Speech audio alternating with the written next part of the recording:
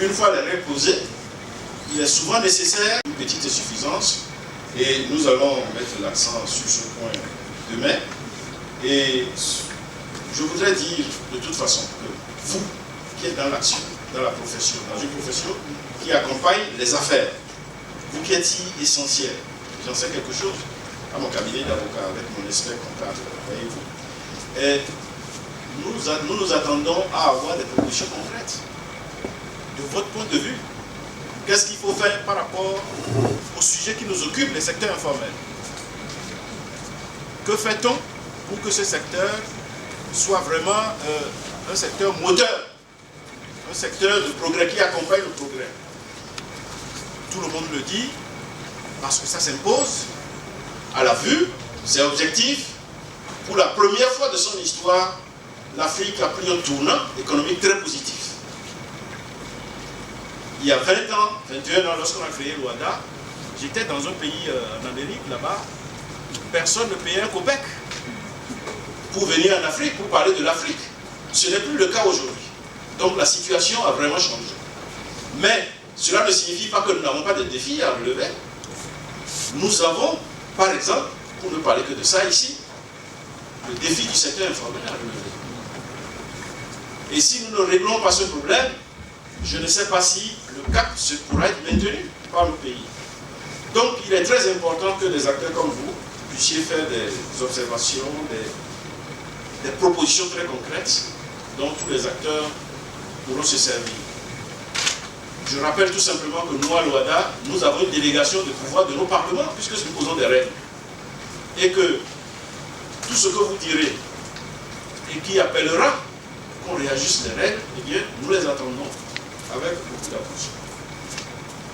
Donc, vos contributions réalisées sont attendues. Je pense que nous pourrons aller dans ce sens. Je ne voudrais pas aller plus loin, puisque demain, je serai, comme je l'ai dit, plus concret par rapport aux apports de l'OADA et par rapport à ce que nous entendons faire pour poursuivre dans la voie qui a été suivie jusqu'à aujourd'hui. Voilà, mesdames et messieurs, je vous remercie.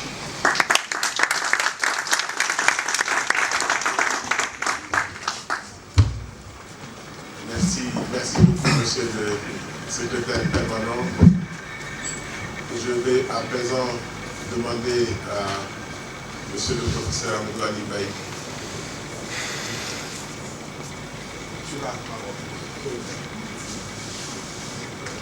d'appeler les participants au panel pour que nous puissions avoir les contributions techniques telles que c'était prévu. Et ensuite, il y aura des échanges, questions-réponses, contributions, suite à quoi nous passerons à la diffusion du... C'est un grand plaisir d'être parmi vous. Comme l'a dit Mamour ce matin, nous considérons que la FIDEF est un acteur majeur au plan international. Nous sommes bien sûr tout à fait conscients de la réalité que représente la francophonie et de l'apport qu'il constitue. J'ai eu le plaisir l'an dernier de participer au Maroc, à Sferat, aux assises de l'ordre des experts comptables qui, la veille, la FIDEF s'était réunie. J'ai pu apprécier, comme je le disais à l'instant, l'apport, la richesse du dialogue qui existe, dialogue très technique en l'occurrence, et le très haut niveau des conclusions qui avaient été présentées à l'époque sur la question des IFRS, la question des IFRS au Maroc. En termes très concrets, nous avons appuyé depuis très longtemps déjà les efforts pour arriver à une harmonisation du cadre législatif et de la pratique comptable et de l'audit. Moi-même, certains s'en souviendront, était présent au Sénégal quand nous avions fait le rapport ROSC en 2004-2005. Je ne sais pas, Mamour, combien de temps m'est imparti, mais enfin, la question de l'informalité, bien sûr, est extrêmement importante.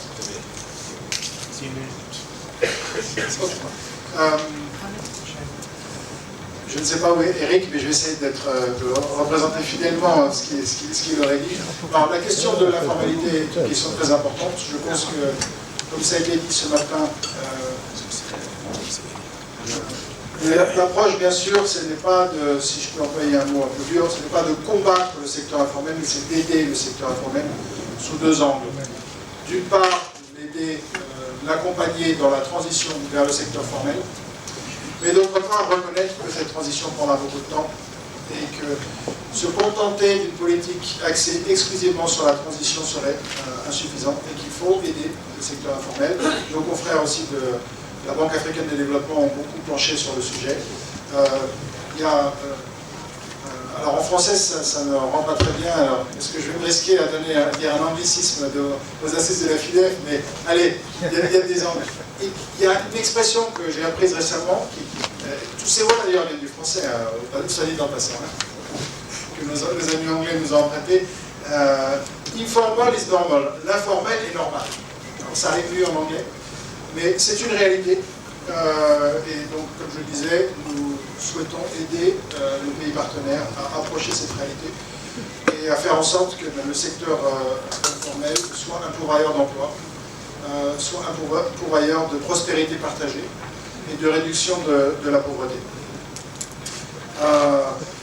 Comme monsieur le secrétaire permanent, je ne vais pas non plus déflorer complètement le sujet que nous allons aborder demain sur les normes comptables, mais comme vous le savez, il y a plusieurs approches pour traiter la question du secteur informel.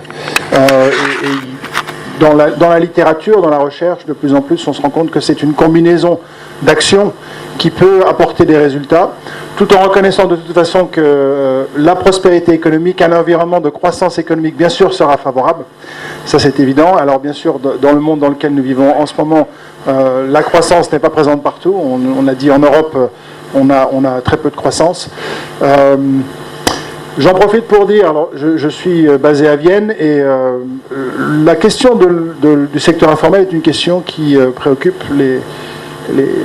les hommes politiques, les académiques, dans tous les endroits du monde, y compris en Europe, y compris en Amérique latine. Demain, je présenterai brièvement les résultats d'une étude très récente de cette année qui a été faite par le Bureau international du travail, qui justement mentionne cette approche intégrée. Mais donc, vous n'êtes pas seul en Afrique à devoir affronter cette réalité, mais certainement on attend bien sûr de l'Afrique des idées innovantes, des pistes de réflexion. Je crois qu'il faut aussi reconnaître que bien sûr c'est un sujet qui prendra beaucoup de temps, d'où bien sûr, comme je le disais, la nécessité d'accompagner le secteur informel en reconnaissant que beaucoup d'activités restera informelles. Ça prendra du temps pour faire transiter pour compléter cette transition. Bien sûr, la profession a un rôle très important pour promouvoir, je dirais, une culture du respect de la réglementation, mais en même temps, en montrant que le respect de la réglementation apporte par exemple une rigueur dans la gestion. Donc bien sûr, les hommes du chiffre ont un rôle central, et les femmes, bien sûr, à jouer dans ce domaine. Bien sûr aussi, la profession a un rôle très important de conseil auprès des autorités publiques pour notamment tout ce qui a trait à des questions dont on va parler, notamment comment organiser les centres de gestion agréés, comment les redynamiser peut-être. Aussi les réflexions sur les questions de déréglementation, les questions de mécanismes incitatifs dont on sait qui présentent un certain nombre de difficultés. Il y a des questions d'effet d'aubaine qu'il faut mesurer, mais là encore, la profession, avec son expérience, sa connaissance du terrain, a un énorme apport dont elle peut faire bénéficier les autorités. Voilà, merci. Donc je suis très content d'avoir été invité, d'avoir pu répondre à votre invitation, et j'ai des attentes raisonnables, mais quand même très fortes, pour trouver des idées qui, d'ailleurs, sans doute bénéficieront aussi à l'Europe, qui est confrontée à cette question de l'informalité. Merci beaucoup. Merci. Merci beaucoup.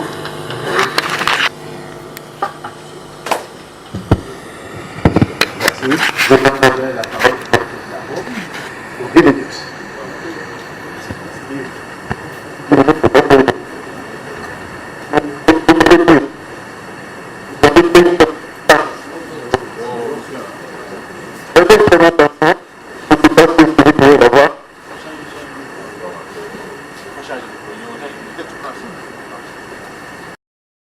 J'ai l'impression qu'on ne s'est jamais interrogé sur leur mode de fonctionnement à eux. Et du coup, la manière dont on les perçoit et la manière dont on tente de les réglementer, c'est d'aller chercher une réglementation qui est ailleurs et de dire il faut qu'eux se moulent à cette réglementation-là. Or, mon expertise de juriste m'apprend que le droit, c'est plus grand que la loi. C'est 2 fois plus grand que la loi. La loi, c'est la règle que nous nous sommes donnée à un moment donné. Mais qui est-ce qui s'est donné cette règle-là?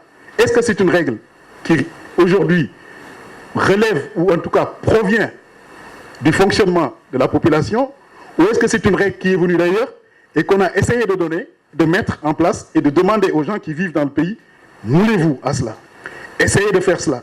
Et de ce point de vue, si ces personnes auxquelles cette réglementation est censée s'appliquer rejettent, on dit ils sont contre la loi, ils ne s'appliquent pas la loi. Et dans les facultés de droit, nous sommes très prompts à dire que le mode de fonctionnement de ces acteurs économiques, on les considère généralement, du point de vue de l'appellation qu'on donne aux différents noms, on considère qu'il s'agit de coutume ou d'usage. On dit ils font de la coutume, ils font de l'usage. La loi, c'est celle qui vient de l'extérieur et c'est celle-là qui doit s'appliquer à ces acteurs économiques. Or, du point de vue nombre, ils représentent beaucoup. Je reviens dessus. Dans les facultés de droit, on a l'habitude également de dire que la loi, elle est générale, elle est impersonnelle. Quand une loi est générale, ça veut dire qu'elle s'applique au maximum de monde possible. Mais quand aujourd'hui, on a des lois qui sont applicables à 10% de la population active du point de vue de l'activité économique, la question se pose de savoir où est la loi. Est-ce que ce n'est pas celle-là que ceux qui sont en bas là appliquent? Est-ce que ce n'est pas celle-là la loi et que l'autre serait l'exception? C'est cela que je voudrais poser comme terme de provocation. Malheureusement, mes préparations ne sont pas là. Mais je voulais vraiment poser cette question en me disant il faudrait peut-être changer d'approche dans la manière de vouloir réglementer nos différents pays et les activités économiques qu'il y a dans nos pays. Si on ne change pas cette approche, on continuera à faire en sorte que les gens qui sont supposés appliquer les textes vont toujours rejeter. Et s'ils rejettent, on va dire, c'est pas cela. Or, ce que je constate, il y a beaucoup aujourd'hui, beaucoup d'innovations, surtout concernant les TIC, concernant le mobile banking, concernant les modes de paiement relatifs au téléphone, concernant, j'allais même dire, les transferts d'argent sans transfert. Tout cela provient d'une pratique. Et d'une pratique de personnes qui veulent régler leurs problèmes de société. Ils ont envie de régler et ils créent des règles qui leur sont propres. Alors, qu'est-ce qui empêche aujourd'hui, à nous, notamment les chercheurs, et c'est là où on interpelle l'université, et c'est là où je voudrais dire un grand merci à la FIDEF, à Mamour Fall, parce que dans un pays, je crois que l'université a un pouvoir. Et dans les pays africains, l'université a perdu du pouvoir, énormément de pouvoir. Parce que quand on veut mettre en place des normes, ces normes sont généralement jaugées, ces normes sont évaluées. Ces normes, il y a des études sur ces normes de faisabilité. Et ces études sont faites le maximum possible par des gens qui sont supposés être ceux qui ont pour charge, et puis ils sont payés pour ça, de réfléchir. Alors, assez rapidement, Monsieur le Président, très vite, le plan de l'intervention, là on peut s'arrêter. Je vais tenter de cerner les concepts de droit et de secteur informel en posant leur définition, et je vais essayer de terminer par l'examen spécifique de lire les acteurs du secteur informel. Allez-y. Première partie sur les concepts et définitions, je laisse tomber parce que je n'ai que 10 minutes, on avance. Alors, le secteur informel, c'est quoi? Des activités licites, à mon avis. Ce sont des activités licites. Il faut qu'on fasse gaffe de ne pas les mettre dans le cadre de l'activité illicite. Ce sont des gens qui mènent quelque chose qui me paraît licite. Ce concept de secteur informel prend à défaut le juriste qui est avide de classification et de définition, car une définition juridique de l'économie informelle n'est possible actuellement qu'en des termes négatifs. En conséquence, une économie informelle serait celle qui n'est pas protégée par des règles légales, une économie ou un secteur qui fonctionne dans la clandestinité par rapport aux normes légales. C'est la définition officielle. Mais si on observe de manière attentive l'économie marchande, c'est-à-dire les activités productives, c'est ce que nous appellent les économistes de notre pays, cela devrait nous permettre d'isoler l'objet de notre analyse, qui est le secteur informel. Du point de vue juridique, ces activités productives peuvent s'appréhender selon qu'elles sont licites ou illicites. Il est clair que nous ne pouvons, dans la perspective de notre rencontre d'aujourd'hui et de ces assises, qu'il s'agit de tracer une stratégie d'appui au secteur informel. On ne peut pas retenir les activités illicites que sont le proxénétisme, par exemple, ou le trafic de stupéfiants comme objet d'analyse. On avance. Mais des activités économiques exercées hors de toute légalité positive. Je dis bien légalité positive. C'est pour ça que j'ai dit que c'est licite, mais ce n'est pas licite au regard du droit positif actuel, ce qui est applicable actuellement. Aussi, après avoir éliminé les activités non productives et les activités productives illicites, nous n'avons plus que les activités licites pour localiser le secteur informel. À ce propos, ces activités licites sont celles qui sont exercées de manière ostensible et par des acteurs immatriculés ou déclarés. Donc tout ce qui serait dans la catégorie des activités licites mais exercées de manière dissimulée et ou par des acteurs clandestins relève du secteur informel. On avance. Voilà un peu le schéma que j'ai voulu faire. Des activités productives, des activités non productives. Les activités non productives, on les enlève tout de suite. Les activités productives, elles se divisent en licites et en illicites. Alors, les activités licites sont les entreprises déclarées, activités déclarées, c'est l'économie structurée. Ce que l'on appelle activités illicites, commerce de stupéfiants, je laisse tomber. Les entreprises clandestines, les acteurs dissimulés, c'est le dernier carré qui est à l'intérieur du carré marron là. C'est cela qui ressemblerait à l'économie informelle. On avance, on aurait l'occasion. Alors, la question, vous revenez. Juste après Voilà, après, allez, voilà. Alors, avec cette définition, on peut retenir que l'activité informelle n'est pas répréhensible en elle-même. Ce sont ces formes d'exercice qui le sont. Les formes d'exercice de cette activité sont répréhensibles. La question qui se pose est celle de pourquoi de l'exercice d'une activité licite dans des formes prohibées ou en marge de la légalité. Pourquoi une activité que l'on doit considérer comme une activité licite est exercée dans des formes prohibées ou en marge de la légalité? C'est la question fondamentale que doit trouver une réponse ou un début de réponse à l'issue de ces assises, car sa correcte résolution permettrait de réaliser un grand bond en avant dans le sens de trouver une solution définitive au problème posé. Alors, 3 réponses. On peut d'abord lier le développement des formes illégales de l'activité économique licite à la méconnaissance des lois et règlements. On va dire qu'ils ne connaissent pas. Première chose. Je n'y crois pas trop. On peut ensuite estimer qu'il ne s'agit point d'une méconnaissance, mais plutôt d'une volonté délibérée de la part de ces acteurs délibérés. On n'en veut pas. Enfin, et c'est ça qui me fait plaisir, moi. Deuxième slide, l'ordre juridique de l'informel, et c'est sur ça que je voudrais qu'on insiste un peu plus. Le secteur informel possède assurément les moyens d'un fonctionnement endogène.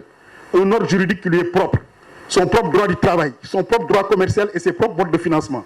L'ignorer revient à saper les bases d'une utilisation féconde de ce secteur dans la perspective du développement économique et social de notre pays. Il y a lieu donc de procéder à une étude approfondie de cet ordre juridique pour voir dans quelle mesure il peut être reçu par l'ordre juridique étatique, ce qui rendrait ce dernier acceptable pour les agents économiques du secteur informel. On est au premier étage, l'informel est au premier étage, pour reprendre l'image de tout à l'heure. On veut les amener au 6e étage. Comment les amener au 6e étage? Est-ce qu'on va leur dire ce que vous avez au premier étage, c'est pas bon, on y va tout de suite. On monte les escaliers. Moi, je veux bien qu'on monte les escaliers.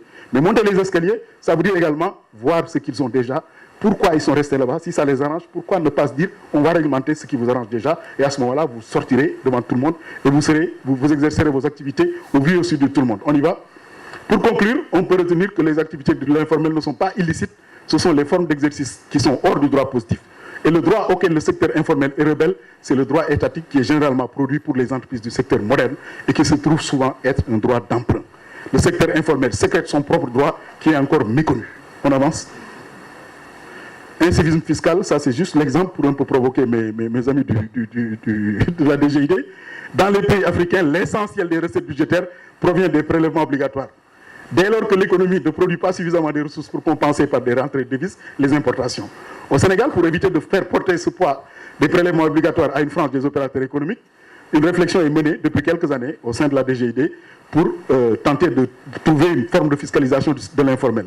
Et par ce biais, il s'agit d'élargir l'assiette fiscale pour accroître les ressources publiques et éliminer les distorsions dans l'activité économique. On y va. Alors, qu'est-ce qui peut justifier l'incivisme fiscal comme on l'appelle? Les objectifs que poursuit la DGID sont louables. Ils ont du mal à être atteints, car malgré la mise en œuvre d'un certain nombre de mesures pour appréhender les transactions et revenus que génère l'informel, le problème de l'incivisme fiscal est encore là. Ce qui m'autorise à conclure que l'incivisme fiscal n'est pas seulement un problème lié à la fiscalité, à mon avis, il suppose une approche globale liée à la réception du droit étatique par les agents économiques. Ceci dit, il reste que le droit fiscal est en lui-même un important facteur de développement du secteur informel et de l'incivisme pour 2 raisons essentiellement, sa complexité et l'organisation administrative. Je vais les montrer rapidement, allez-y. Complexité du droit fiscal, le langage du droit à lui seul, il est un discours complexe. Alors si on y ajoute le fiscal, ça devient encore plus complexe pour celui qui n'a pas été à l'école. Droit déjà, c'est complexe. Vous dites droit fiscal, c'est encore pire. Ça revient à rendre encore plus diffus aux yeux d'une population dans laquelle près de 50% ignorent totalement les textes fondamentaux. Le système fiscal sénégalais repose sur le principe déclaratif, globalement, qui se concilie mal avec l'analphabétisme des opérateurs du secteur informel. En outre, les régimes d'exception, il y en a beaucoup. Et les exonérations du code général des impôts contribuent à la complexité du système. Ce qui favorise corruption et entorse à la concurrence, car ces régimes d'exception sont difficiles à contrôler. L'administration fiscale elle-même, l'administration des impôts, elle ne dispose pas encore de moyens de son ambition. Elle est très forte. On considère que c'est l'une des meilleures administrations fiscales. Elle a identifié les problèmes, mais n'arrive toujours pas à leur trouver des solutions idoines. D'aucuns ont noté sa dépendance face à un mode d'organisation occidentalisé qui exclut de facto le contribuable moyen, son manque de coordination entre ces différents services, son manque de moyens en personnel, en matériel, etc., etc. Ils sont mieux à même de le dire que moi-même. Alors cette faiblesse de l'administration est encore plus accentuée aujourd'hui que les agents de l'informel réussissent à se constituer en groupe de pression pour faire valoir leurs intérêts devant les décideurs politiques. J'ai bientôt fini, j'ai fini d'ailleurs. Allez. Alors les voies et moyens, comme aujourd'hui il s'agit de trouver des voies et moyens pour sortir, au-delà des mesures ponctuelles, généralisation de la TVA retenue sur les sommes versées à des tiers, il y a lieu de tirer les conséquences du dualisme de nos économies en instaurant une réglementation différenciée selon des seuils à définir. Il semble que de manière consciente ou non, j'en sais rien, on se dirige vers cette voie. Et ça, c'est notre rôle, c'était à nous de faire cette recherche pour voir si est-ce que c'est pas cela qui se passe. Parce que généralement, on dit que la loi, elle s'applique à tout le monde de manière indistincte. Mais aujourd'hui, quand on regarde le Ouest africain, on se rend compte que pour le même secteur, il y a souvent deux lois. C'est ce qui se passe en matière financière. Avec une loi bancaire, la loi bancaire, et une loi pour le secteur mutualiste bancaire, le crédit, le petit crédit. Donc, on a pour le même secteur, le crédit, deux lois. Violation directe de ce principe qui voudrait que la loi soit générale, soit impersonnelle et qu'elle soit toute seule. Deuxième chose, pour ce qui est ça c'est la première, pour les structures de financement du secteur. Ensuite, pour les acteurs, pour les entreprises de l'informel, on voit aujourd'hui l'OHADA en train de plus en plus trouver des structures pour essayer de prendre en charge ce que l'on appelle les gens de l'informel. Enfin, même dans la comptabilité, et vous le dites, il y a la mise en place d'un système minimal de trésorerie qui est différent de ce que l'on veut pour la grande entreprise. Ça veut dire qu'il y a une reconnaissance au moins que notre économie elle est duale. Ce n'est pas une économie unique qui doit être régie par une seule loi. On continue. Voilà, si vous voulez, je voudrais vous remercier. J'avais envie de vous provoquer un peu, de provoquer la discussion et d'essayer de trouver des voies. C'est le rôle un tout petit peu de l'universitaire, à nous de le faire. Nous devons le faire parce que quand on bouscule, on arrive à s'en sortir un peu. Mais quand on tourne en rond, il y a des chances qu'on reste là 50 ans après. Merci beaucoup.